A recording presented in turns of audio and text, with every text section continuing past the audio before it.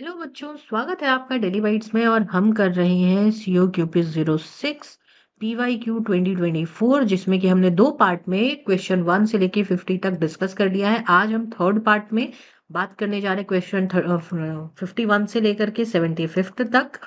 अच्छे से देखिए, ध्यान दीजिए और PYQs अच्छे से सॉल्व करते रहिए। चलिए शुरू करते हैं।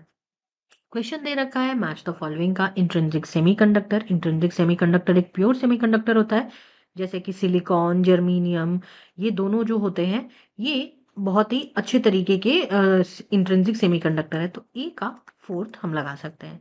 एन टाइप सेमीकंडक्टर एक ऐसा सेमीकंडक्टर जिसमें कि इंट्रिंसिक सेमीकंडक्टर की डोपिंग की जाती है और इम्प्योरिटी उसमें प्रदान किया जाता है। तो इम्प्योरिटी प्रदान करने के लिए हम ग्रुप 15 का इस्तेमाल करते हैं, ग्रुप 14 का यूज करते हैं। जो ग्रुप 14 वाले हो गए इंट्रिंसिक सेमीकंडक्टर, उसमें हम एक्स्ट्रा इम्प्योरिटी डाल रहे हैं तो एन टाइप बन जाता है, जिसमें आर्सेनिक और सिलिकॉन को हम डोप करते हैं। सिलिकॉन डोप्ड विद आर्सेनिक, ये एन टाइप बन जाएगा। तो P type silicon doped with boron, जिसमें कि एक होल आ जाएगा, वो हो जाएगा हमारा पी टाइप सेमीकंडक्टर। वहीं कंपाउंड सेमीकंडक्टर हो जाएगा CdS। अब अगर हम ऑप्शन वाइज देखें तो ए का 4, बी का थर्ड, सी का 2 और डी का 1। सो ऑप्शन 1 हमारा बिल्कुल सही उत्तर हो जाएगा। अगले सवाल की तरफ बढ़ते हैं।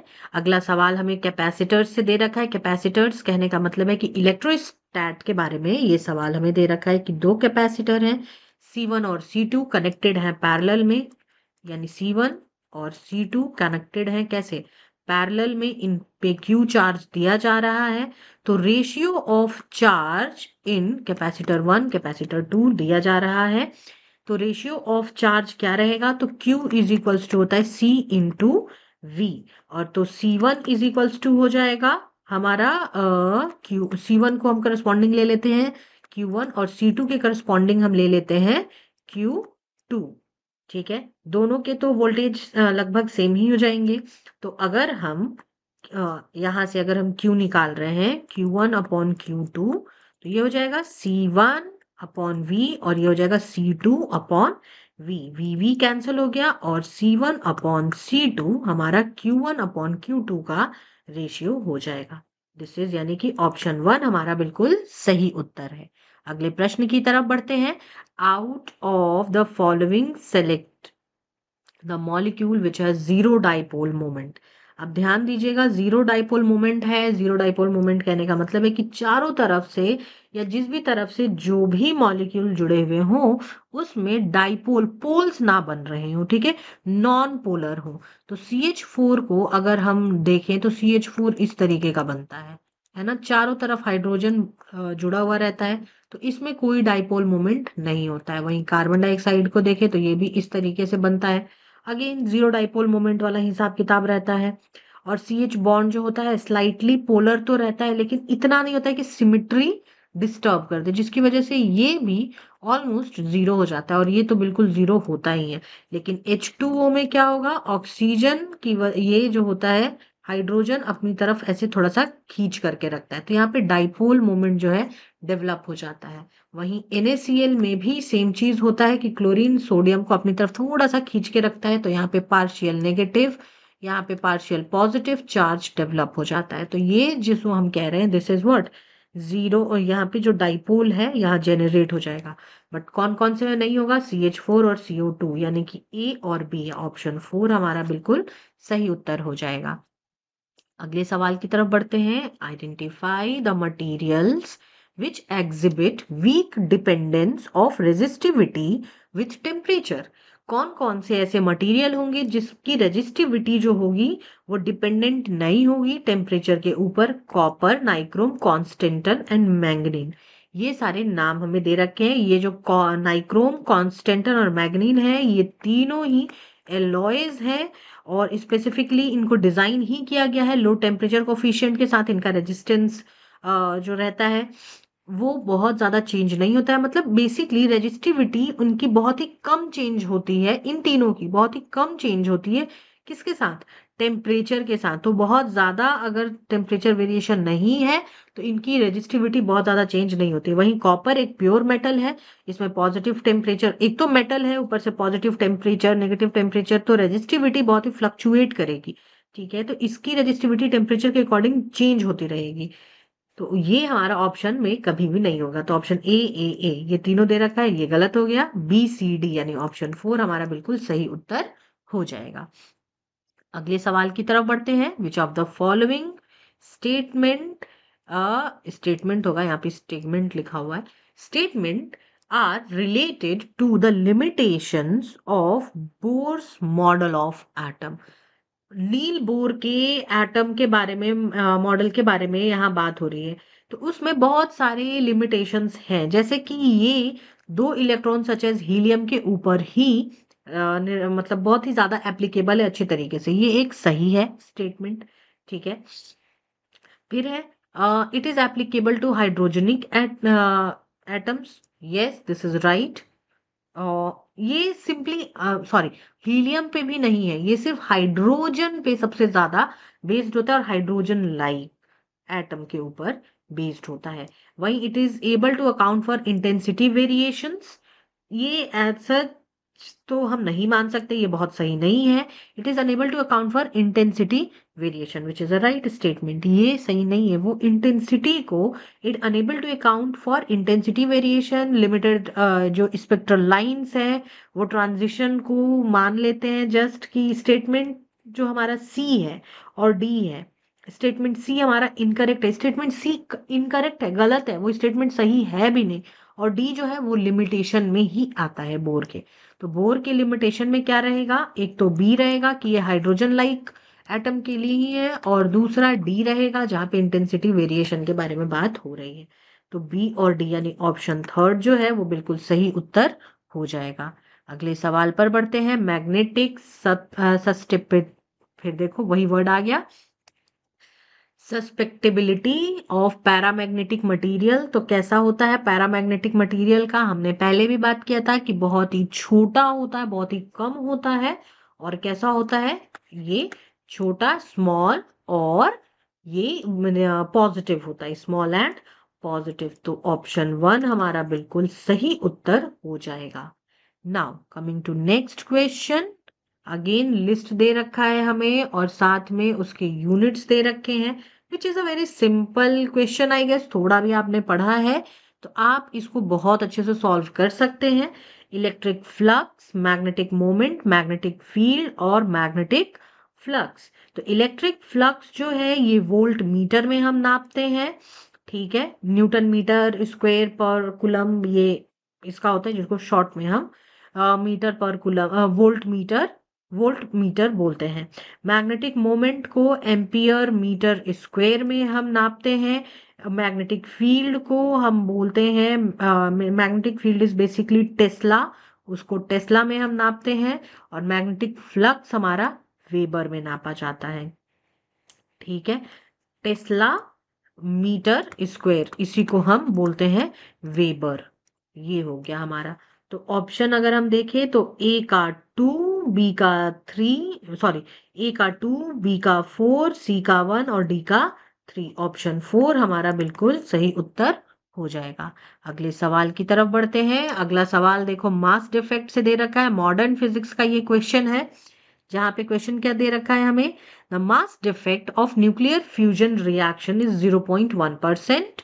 What is the amount of energy liberated in 1 kg fusion reaction. तो एम टोटल हमें क्या दे रखा है, 1 kg, और जो हमारा डिफेक्ट है, मास डिफेक्ट है 0.1% है। स्पीड ऑफ लाइट हमारा 3 × 10⁸ मीटर पर सेकेंड होता है। एनर्जी का, आइंस्टीन का एनर्जी मास इक्वेशन देखे, E is equals to mc²। तो अगर इसको हम कैलकुलेट करेंगे मास डिफेक्ट के अकॉर्डिंग, तो मास डिफेक्ट हमारा 0.1% है, डिवाइडेड बाई 100, मतलब ऑब्वियस सी बात है। ये हम मास डिफेक्ट के लिए ये मास के लिए हम कर रहे हैं 0.1/100 इंटू 1 kg। ये हो गया, हटाएंगे यहाँ पे 1, मल्टीप्लाइड बाई 3 × 10⁸ जब इसको सॉल्व करेंगे पूरा का पूरा, तो ये आ जाएगा 9 × 10⁻13 जूल। कुछ ऐसा है क्या, 9 × 10⁻13? Direct answer option third. जिसको ये फॉर्मूला याद है वो कर लेगा आराम से। और मास डिफेक्ट मतलब वो जो छोटा सा डिफेक्ट है, तो वो मल्टीप्लाई कर देंगे हम उससे, टोटल, तो मास डिफेक्ट का परसेंटेज टोटल मास से कन्वर्ट होकर के आ जाएगा हमारा। नाउ नेक्स्ट क्वेश्चन की तरफ बढ़ते हैं। लेंजेस लॉ, अगेन देखो ये क्वेश्चन हमने अभी किसी एक पीवाईक्यू में लास्ट ही पीवाईक्यू 2025 में किया था। That is why PYQ solve करना बहुत इंपॉर्टेंट है, क्योंकि देखो ये क्वेश्चन फिर से दे दिया कि लेंज लॉ जो है इट इज एसोसिएटेड विद, और उस सवाल में क्या पूछा था कि लेंज लॉ जो है कौन से प्रिंसिपल का मतलब कौन सा कंजर्वेशन फॉलो करता है। तो Lenz law is a Lenz law which states that direction of induced current is always such that it opposes the changes that is caused, and which is a direct consequence of conservation of energy. So option 2 हमारा बिल्कुल सही उत्तर हो जाएगा। वही सवाल है, घुमा के बस पूछ दिया था। नेक्स्ट क्वेश्चन क्या है, आओ अगेन देखो वेवलेंथ से रिलेटेड फिर से ये सवाल आ गया कि arrange the following electromagnetic waves in order of increasing wavelength. Increasing wavelength की वजह से इनमें से कौन सा हमारा स्टेटमेंट सही लगते जाएगा। तो अगर हम देखें तो सबसे पहले हमारा अरेंज करना शुरू करें बाय फ्रीक्वेंसी एंड वेवलेंथ। तो एक चीज हमेशा ध्यान रखना कि जो वेवलेंथ है ये जब बढ़ता है तो फ्रीक्वेंसी जो है वो घटती है। तो अगर इलेक्ट्रोमैग्नेटिक वेव सीरीज हमें लगाना है तो जो हाईएस्ट फ्रीक्वेंसी वाला होगा उसका जो शॉर्टेस्ट वेवलेंथ का हाईएस्ट फ्रीक्वेंसी होगा और लॉन्गेस्ट वेवलेंथ का लोवेस्ट फ्रीक्वेंसी होगा। इनडायरेक्टली प्रोपोर्शनल है ना, तो ये ज्यादा हो जाएगा तो ये कम हो जाएगा, और ये अगर कम हो जाएगा तो ये ज्यादा हो जाएगा। ठीक है, तो सबसे पहले हमारा गामा रेज आता है, फिर एक्स रेज होता है, फिर अल्ट्रावायलेट रेज होता है, तो उसके बाद यानी पहले ए आ जाएगा, फिर आ जाएगा हमारा बी, और फिर उसके बाद इन दोनों के बाद आता है विजिबल, यूवी के बाद आता है विजिबल रेज, फिर इंफ्रारेड रेज आते हैं, फिर आता है माइक्रोवेव विच इज सी, और फिर आता है सॉरी ए के बाद यहाँ डी होगा, और लास्ट में आता है हमारा रेडियो वेव्स। जो सबसे हाईएस्ट उसमें भी हमें रेडियो वेव्स ही नजर आता है। एटमॉस्फेयर में भी रेडियो वेव्स दिया रहता है कि एटमॉस्फेयर में सबसे हाईएस्ट रेंज में हमें रेडियो वेव्स नजर आता है जो कम्युनिकेशन के लिए यूज किया जाता है एनोस्फेयर में। तो वो रेडियो वेव्स का तुम इस तरीके से भी उसको याद रख सकते हो कि रेडियो वेव्स हमेशा लास्ट में जाएगा। तो ऑप्शन बी जो है वो लास्ट में जा रहा है, सिर्फ एक ही, अगर सिर्फ इतना भी याद है तुमको तो भी तुम आंसर निकाल लोगे, and that is option third बिल्कुल सही उत्तर है। अगले सवाल की तरफ बढ़ते हैं। Which of the phenomena of light is used in optical fibres. इनमें से कौन सा फेनोमेना यूज करते हैं, that is TIR, total internal reflection, उसी का इस्तेमाल करते हैं ऑप्टिकल फाइबर में, और इसी तरीके से ऐसे ऐसे करते हुए ऑप्टिकल फाइबर में चलता है। ऑल राइट, नेक्स्ट क्वेश्चन क्या है, trypanosoma belongs to which of the following group of protozoa. तो ट्रिप्नोसोमा प्रोटोजोआ में बहुत सारे टाइप के होते हैं, जिसमें कि हमने ऑप्शन जो बायोलॉजिकल क्लासिफिकेशन है उसमें आपने पढ़ा भी होगा, जो एनसीईआरटी का एक पेज पलट करके 4 कैटेगरीज दे रखी हैं, उसमें ये आंसर आपको मिल जाएगा। तो ट्रिप्नोसोमा जो है वो basically flagellated type of protozoa में आता है। ऑप्शन 2 हमारा बिल्कुल सही उत्तर है। नेक्स्ट क्वेश्चन की तरफ बढ़ते हैं। Which of the following is a biological hazard. इनमें से कौन सा बायोलॉजिकल हजार्ड है। नॉइज एक पोल्यूशन है, अल्कोहलिज्म जो है वो अल्कोहल की वजह से होता है, इनऑर्गेनिक डस्ट, ये तो हम पोल्यूशन करें ना करें इनऑर्गेनिक डस्ट इन जनरल भी नेचर में मौजूद है, तो ये तीनों तो नहीं होगा। एंथ्रेक्स जो है वो एक बीमारी है, वो जानवरों में होती है। सो ऑप्शन 2 बिल्कुल सही उत्तर है। अगले सवाल की तरफ बढ़ते हैं। Magnification of concave lens. Concave lens का हमें मैग्निफिकेशन बताना है। आई होप कि जब आप पढ़ रहे होंगे अपना और रे ऑप्टिक्स और वेव ऑप्टिक्स तो आपने ये चीज देखी होगी, पढ़ी होगी। जो कनकेव लेंस होता है वो हमेशा ही वर्चुअल इरेक्ट और डिमिनिश्ड इमेज बनाता है रिगार्डलेस ऑफ पोजीशन। कनकेव है ये वाला लेंस है हमारा, ये वाला है ना, तो ये हमेशा ही वर्चुअल इरेक्ट बनाता है, और इसका मैग्निफिकेशन हमेशा ही मोर देन +1 के मतलब लेस देन +1 के आसपास रहता है, +1 से नीचे ही रहेगा। सो ऑप्शन 4 हमारा बिल्कुल सही उत्तर हो जाएगा। अगले सवाल पे बढ़ते हैं। Entry level of Kasturba Gandhi Balika Vidyalaya is. अब देखो यहाँ से क्वेश्चन शुरू हो रहे हैं आपके किसके, क्वेश्चन शुरू हो रहे हैं आपके टीचिंग एप्टीट्यूड के। अभी तक हमने बहुत सारी चीजें पढ़ी जिसमें से कि टीचिंग एप्टीट्यूड अभी तक क्वेश्चन नहीं आया था।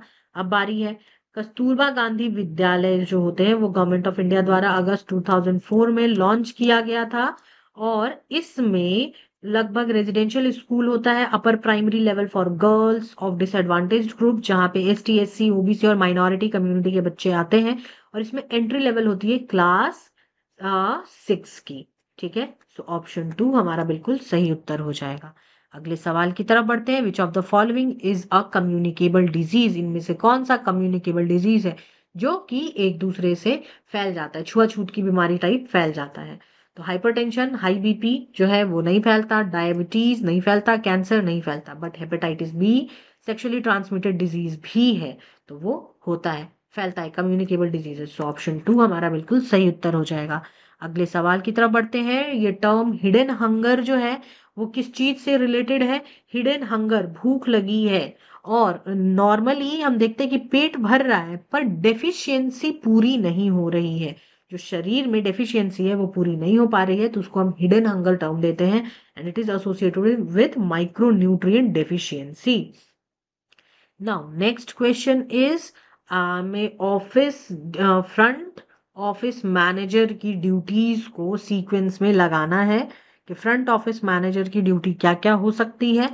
तो ए बी सी डी करके कुछ स्टेटमेंट दे रखे हैं और ये इनमें से कौन सा सही होगा वो हमें बताना है। Responsible for managing front office lobby everything. Now, next statement is organizes, supervises, and control all the uniformed staff, uniformed services. Front office manager, manager है, मैनेज करने की बात होगी तो मैनेजिंग सही हो जाएगा, वैसे ही ऑर्गेनाइजेशन भी सही हो जाएगा। Responsible for providing information and communicates with in house guest and visitors. हम सबसे पहले ढूंढते हैं मैनेजर कौन है यहाँ का, क्या कर रहे हैं ये, तो उनका ये प्राइमरी फंक्शन आता है। And then schedule shift rotation staff और ये सारी चीजें, क्योंकि इफेक्टिव मैनेजमेंट तभी हो सकता है जब 24/7 प्रॉपर कवरेज और स्मूथ ऑपरेशंस दिया जाए प्रॉपर शेड्यूलिंग द्वारा। तो सारे ही स्टेटमेंट सही है। Option 4 that is A, sorry option 3 that is A B C D सारे ही सही हैं। नेक्स्ट इस क्वेश्चन की तरफ बढ़ते हैं। HACCP, HACCP का हमें फुल फॉर्म बताना है which is hazard analysis control points और hazard analysis critical control point या hazard analytical control critical control process या hazardous activity check control parameters या hazard analysis check control process. और HACCP का फुल फॉर्म है hazard analysis critical control points, एक systematic proactive identifying evaluating controlling type of system जिससे food safety को चेक किया जाता है, रॉ मटेरियल के प्रोडक्शन को फाइनल कंजम्पशन से लेकर के हर चीज को चेक किया जाता है। That is HACCP। Next question की तरफ बढ़ते हैं। ये क्या है? मीडिया प्लानिंग प्रोसेस का सीक्वेंस हमें बताना है कि मीडिया प्लानिंग प्रोसेस का सीक्वेंस क्या क्या होता है। तो अरेंज करना स्टेप्स में पहला स्टेप हमें क्या दे रखा है? Deciding and developing media strategies, developing a media schedule plan of action for execution, identifying group media target, deciding and defining media objectives. ठीक है, तो सबसे पहले ग्रुप मीडिया टारगेट को हम डिफाइन करेंगे, फिर उसके बाद आइडेंटिफाई करेंगे ऑब्जेक्टिव्स को। तो पहला सी फिर डी, तो सी डी देखो पहले ही आ गया। ऑप्शन 2 फिर डेवलप करेंगे प्लान ऑफ एक्शन और फिर मीडिया स्ट्रैटेजीज डिसाइड करेंगे स्ट्रैटेजीज को। सो ऑप्शन 2 हमारा बिल्कुल सही उत्तर, सही सीक्वेंस यानी हो जाएगा। अगले सवाल की तरफ बढ़ते हैं। अगला सवाल हमें क्या दे रखा है? Arrange the following organisational chart for house of a house keeping department below the effective executive executive housekeepers. अच्छा एक चीज ध्यान रखना, ऐसे क्वेश्चंस जो है ना आते नहीं है जनरली, तो ये क्यों पूछा हुआ है ये हमें नहीं पता, पर ऐसे क्वेश्चन नहीं आते, बहुत ज्यादा टेंशन लेने की जरूरत नहीं है। ध्यान रखना बस कि तुमको अपना तुम्हारा सब्जेक्ट टीचिंग एप्टीट्यूड आता रहे। तुमको तुम्हारा सब्जेक्ट टीचिंग एप्टीट्यूड चौथा नंबर, पांचवा कंप्यूटर साइंस आएगा, तुम्हारा एग्जाम में क्वालिफिकेशन तय है। चलो खैर आते हैं सवाल के ऊपर। एक ऑर्गेनाइजेशनल चार्ट हमें बनाना है हाउसकीपिंग डिपार्टमेंट के लिए। तो सबसे पहले असिस्टेंट हाउसकीपर्स चाहिए हमें जो रिपोर्ट करें एग्जीक्यूटिव हाउसकीपर को, फिर फ्लोर सुपरवाइजर होते हैं, फिर रूम अटेंडेंट होते हैं और लास्ट में आते हैं हाउसमैन जो रिपोर्ट करते हैं रिपोर्ट्स टू फ्लोर सुपरवाइजर। तो अगर हम सीक्वेंस लगाएं तो सीक्वेंस बनेगा हमारा DCBA। ऑप्शन 4 बिल्कुल सही उत्तर हो जाएगा। अगले सवाल की तरफ बढ़ते हैं। Identify the term and units which is associated with fabric inspection and testing. Home science का क्वेश्चन है जहां पे कि फाइबर एंड फैब्रिक आता है। तो इसमें क्या-क्या दे रखा है स्टेटमेंट हमारे लिए? थ्रेड काउंट, पार्ट्स पर मिलियन, ग्राम पर स्क्वायर मीटर, पिक्स पर इंच। तो ध्यान रखिएगा, पार्ट्स पर मिलियन जो है ये केमिस्ट्री में यूज किया जाता है, पीपीएम, पीपीटी। तो ये तीनों ही ये ऑप्शन में कहीं पे भी नहीं होगा। पार्ट्स पर मिलियन का फैब्रिक इंस्पेक्शन में कोई जगह नहीं है, थ्रेड काउंट की जगह है, फिर पिक्स पर इंच की जगह है, और ग्राम पर स्क्वायर मीटर की जगह है। लेकिन इसकी बी की बिल्कुल जगह नहीं है। तो बी ऑप्शन किस में दे रखा है? सब में ही दे रखा है, सिर्फ एक को छोड़ के, ऑप्शन 1, और वही हमारा सही उत्तर है। अगले सवाल की तरफ बढ़ते हैं। अगला सवाल क्या है? मैन्युफैक्चर्ड फूड और उससे रिलेटेड। ये देखो, ये बहुत ही सिंपल सवाल है जो कि लगभग हर बारी पूछा जाता है, लिटरली हर बारी पूछा जाता है। चलते हैं इसकी तरफ, लिस्टिंग की तरफ। प्रोसेस्ड फूड है और एग्जाम्पल है मैन्युफैक्चर्ड फूड में क्या आएगा? फूड डेरिवेटिव, फंक्शनल फूड और मेडिसिनल फूड। आई थिंक ये भी सवाल हमने किया हुआ है, इस तरीके का सवाल दे रखा है। तो जो मैन्युफैक्चर्ड फूड होते हैं वो होता है जैम, जेलीज, ये सब, और स्क्वॉश, पिकल्स, ये सब मैन्युफैक्चर्ड फूड होते हैं। फूड डेरिवेटिव्स जो होते हैं वो वनस्पति ऑयल वगैरह होते हैं, ये फूड डेरिवेटिव्स में आते हैं। फंक्शनल फूड हो गया हमारा जो कि प्रोबायोटिक हो गया, जिसमें कि लाइव बैक्टीरिया रह रहे हैं और वो फंक्शन करेंगे। और मेडिसिनल फूड हो गया लो सोडियम कंटेंट वाला फूड। ठीक है, तो डी का 4, ये 3 ऑप्शन में दे रखा है। सी का 1 एक ऑप्शन में दे रखा है, और ऑप्शन 4 इसी तरीके से मिल गया हमारा सही उत्तर। अगले सवाल की तरफ बढ़ते हैं। अगला सवाल क्या दे रखा है? Name the process of problem solving with the purpose of zero defect product in garment industry. देखो, फाइबर और फैब्रिक का सवाल फिर से आ गया। Quality assurance, quality control, quality management and quality specification. तो क्या है पर्पस? हमें पता है कि जीरो डिफेक्ट प्रोडक्ट हमें चाहिए गारमेंट इंडस्ट्री में, तो that is quality management. Quality को मैनेज करेंगे तो ये सारी चीजें हो जाएंगी। अब देखिए 75वां नंबर और आखिरी सवाल हमारा 2024 के पेपर का। Red ribbon express RRE is a nation wide campaign for generating awareness on। Red ribbon है, तो red ribbon is directly related to what? AIDS. थोड़ा भी अगर ध्यान रखते हो तो तुमने देखा होगा खिलाड़ियों के इस तरीके का एक रिबन, रेड रिबन लगा करके कई बार वो गेम खेलते हैं। तो this is for a special campaign which is for AIDS awareness. ठीक है, दिस वॉज इट बच्चों फॉर दिस वीडियो लेक्चर। मिलते हैं फिर अगली क्लास में, फिर कुछ नया सीखेंगे, नया जानेंगे। तब तक अपना ध्यान रखें, बहुत सारी पढ़ाई करते रहें, सारे PYQs को सॉल्व करें, and all the very best for your upcoming examination. God bless you.